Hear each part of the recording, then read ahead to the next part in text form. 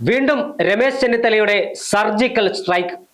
നിർണായകമായ ഇടപെടലാണ് രമേശ് ചെന്നിത്തല നടത്തിയിരിക്കുന്നത്. നിർണായകമായ ആ വാർത്താ സമ്മേളനം കേരളത്തിന്റെ കണ്ണും കാതും തുറപ്പിക്കുന്നതാണ്. 700 കോടി രൂപയുടെ അഴിമതിക്ക് അണിയറയിൽ അരങ്ങൊരുക്കിയിരിക്കുന്നു എന്നാണ് രമേശ് ചെന്നിത്തല പറഞ്ഞു വെക്കുന്നത്. സംസ്ഥാന സർക്കാരിനെതിരെ ഗുരുതരമായ ആരോപണമാണ് മുൻ പ്രതിപക്ഷ നേതാവും ആഭ്യന്തരമന്ത്രിയുമായിരുന്ന രമേശ് ചെന്നിത്തല പുറത്ത് കൊണ്ടുവന്നിരിക്കുന്നത്. രമേശ് ചെന്നിത്തലയുടെ ചോദ്യങ്ങൾക്ക് രമേശ് ചെന്നിത്തലയുടെ ഈ വാർത്താ സമ്മേളനത്തിന് ഇനി മറുപടി പറയേണ്ടത് സംസ്ഥാന സഹകരണ വകുപ്പ് മന്ത്രിയും മുഖ്യമന്ത്രി പിണറായി വിജയനുമാണ്. നമുക്കറിയാം രമേശ് ചെന്നിത്തലയുടെ ഒരു ട്രാക്ക് റെക്കോർഡ്. ഒന്നാം പിണറായി സർക്കാരിന്റെ കാലത്ത് നിരവധിയായ അഴിമതികൾ പുറത്തു കൊണ്ടുവന്ന് കേരളത്തിലെ ജനങ്ങളുടെ കയ്യടി നേടിയ നേതാവാണ് രമേശ് ചെന്നിത്തല.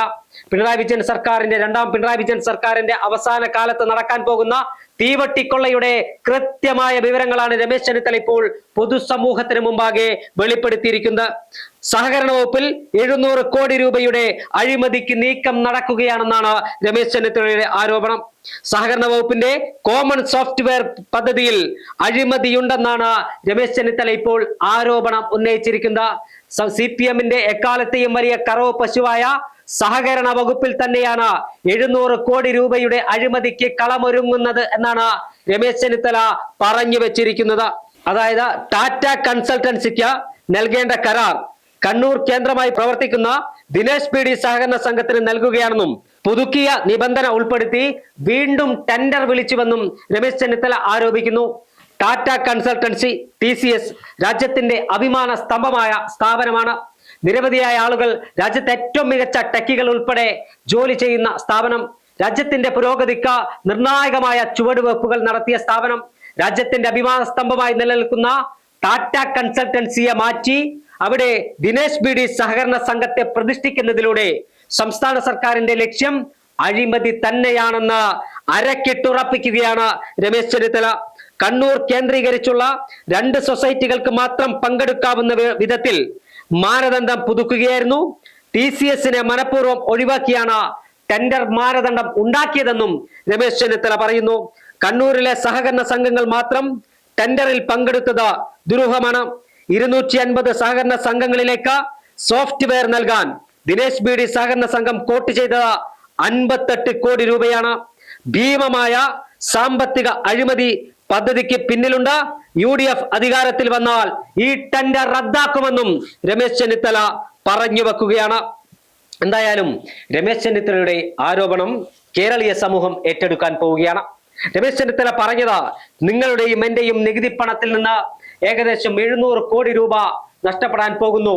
ഇത് CPM-ന്റെ നേതൃത്വത്തിൽ പ്രവർത്തിക്കുന്ന കണ്ണൂർ ആസ്ഥാനമായി പ്രവർത്തിക്കുന്ന ദിനേശ് PD സഹകരണ സംഘത്തിന് ഇത്തരത്തിൽ ഒരു ടെൻഡർ നൽകുന്നതിലൂടെ അനധികൃതമായ പണം അവർക്ക് കൈമാറുകയാണ്. ഐക്യജനാധിപത്യ മുന്നണിയും കോൺഗ്രസും അധികാരത്തിലെത്തിയാൽ, ഒരു കോൺഗ്രസ് മന്ത്രി സഹകരണ വകുപ്പ് കൈയാളിയാൽ, ഒരു കോൺഗ്രസ് മുഖ്യമന്ത്രി കേരളം ഭരിച്ചാൽ ഈ ടെൻഡർ ഉണ്ടാവില്ല, ഈ ടെൻഡർ റദ്ദാക്കുമെന്നാണ് രമേശ് ചെന്നിത്തല മാധ്യമങ്ങൾക്ക് മുമ്പാകെ പറഞ്ഞിരിക്കുന്നത്. പറഞ്ഞ വാക്ക് പ്രവർത്തിപഥത്തിലെത്തിച്ച നേതാവാണ് രമേശ് ചെന്നിത്തല. നമുക്കറിയാം, ബ്രൂവറി ഡിസ്റ്റിലറി അഴിമതിയുമായി ബന്ധപ്പെട്ട കേരളത്തിൽ നിരവധിയായ രേഖകൾ സമക്ഷം കേരളീയ സമൂഹത്തിന് മുമ്പിൽ ഒന്നാം പിണറായി സർക്കാരിന്റെ അഴിമതി കഥകൾ തുറന്നു കാണിച്ച വ്യക്തിയാണ് രമേശ് ചെന്നിത്തല. ഡാറ്റ ചോർച്ചയുമായി ബന്ധപ്പെട്ട് കോടതിയിൽ പോയി കേരളത്തിലെ ജനങ്ങളുടെ ഡാറ്റ ചോരുന്നതിനെതിരെ സന്ധിയില്ല പോരാട്ടം നടത്തിയ, അതിൽ വിജയിച്ച നേതാവാണ് രമേശ് ചെന്നിത്തല.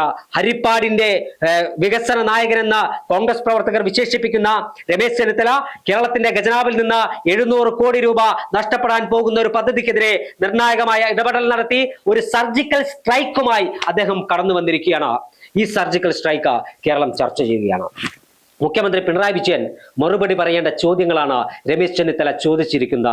മുഖ്യമന്ത്രി പിണറായി വിജയനും സഹകരണ വകുപ്പ് മന്ത്രിയും ഈ ചോദ്യങ്ങൾക്ക് ഉത്തരം പറയാൻ ബാധ്യസ്ഥരാണ്. ഒരു സർക്കാരിന്റെ അവസാന കാലഘട്ടത്തിൽ, അത് ഇടതു സർക്കാരായാലും ശരി വലതു സർക്കാരായാലും ശരി, ഒരു സർക്കാരിന്റെ അവസാന കാലഘട്ടത്തിൽ ഒഴിഞ്ഞു പോകുമ്പോൾ ഇത്തരത്തിൽ ഒരു അഴിമതിക്ക് അവസരം ഒരുക്കി നൽകുന്നത് അംഗീകരിക്കാൻ കഴിയില്ല എന്ന് തന്നെയാണ് രമേശ് ചെന്നിത്തല പറയുന്നത്. രമേശ് ചെന്നിത്തലയുടെ ഈ ആരോപണം രമേശ് ചെന്നിത്തല പുറത്തുവിട്ട ഈ ആരോപണം യൂത്ത് കോൺഗ്രസ് ഉൾപ്പെടെയുള്ള യുവജന പ്രസ്ഥാനങ്ങൾ ഏറ്റെടുക്കുകയാണ്. വരും ദിവസങ്ങളിൽ ഇതിനെതിരെ ശക്തമായ സമരം നമുക്ക് കാണാൻ കഴിയും. കരിവന്നൂർ ബാങ്ക് തട്ടിപ്പ് ഉൾപ്പെടെയുള്ള തട്ടിപ്പുകളിൽ സഹകരണ മേഖല CPM ഒരു കറവ പശുവാക്കി മാറ്റിയതിന്റെ ഒരുപാട് ഉദാഹരണം കേരളത്തിലുണ്ട്. ആ കേരളത്തിൽ തന്നെയാണ് സഹകരണ സംഘങ്ങൾക്ക് നൽകാൻ പോകുന്ന ഒരു സോഫ്റ്റ്വെയറുമായി ബന്ധപ്പെട്ട വലിയ തട്ടിപ്പിന് അരങ്ങൊരുക്കിയിരിക്കുന്നത്. എന്തായാലും വരും ദിവസങ്ങളിൽ ഇതുമായി ബന്ധപ്പെട്ട കൂടുതൽ വിശദാംശങ്ങളും വിവരങ്ങളും പുറത്തുവരും. രമേശ് ചെന്നിത്തല ഉന്നയിച്ച ഈ ആരോപണങ്ങൾക്ക് ഇനി എന്ത് മറുപടിയാണ് സംസ്ഥാന സർക്കാർ നൽകാൻ പോകുന്നതെന്ന് നമുക്ക് കണ്ടറിയാം.